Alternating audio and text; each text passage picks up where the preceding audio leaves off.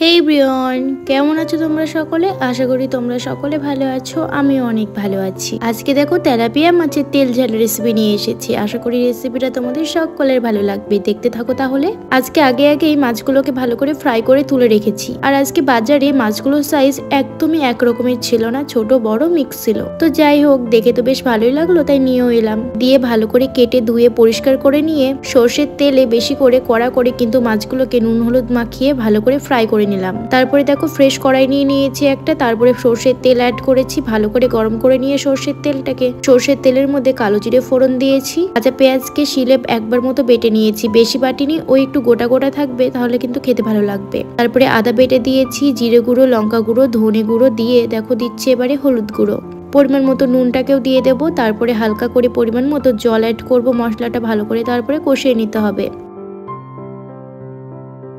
এবারে দেখো ভালো করে কিন্তু মশলাটাকে কষিয়ে নিতে হবে, যতক্ষণ না তেল না ছাড়ছে ততক্ষণ কিন্তু মশলাটাকে কষিয়ে নিতে হবে।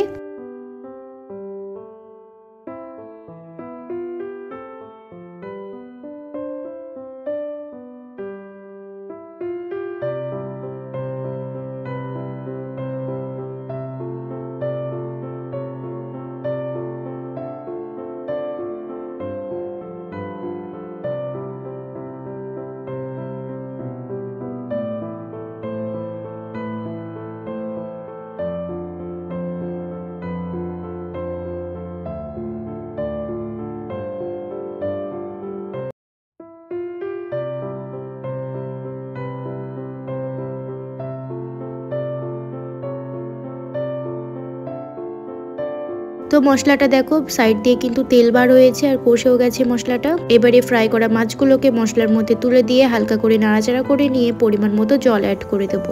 খুব বেশি কিন্তু জলটাকে দেবো না, ওই পরিমাণ মতো দিয়ে ভালো করে ফুটিয়ে নিতে হবে।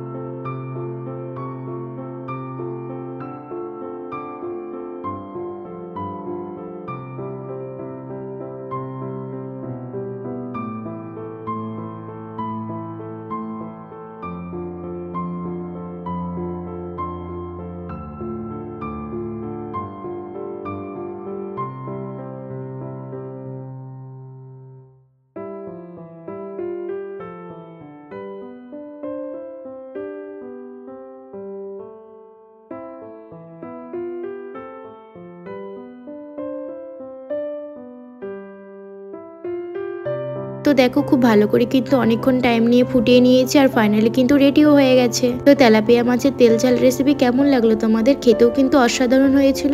তোমরাও বাড়িতে করে দেখো আর আমাকে কমেন্টে জানিও কেমন হয়েছে। আজকে এতটুকুই, আবারও আসবো, টাটা।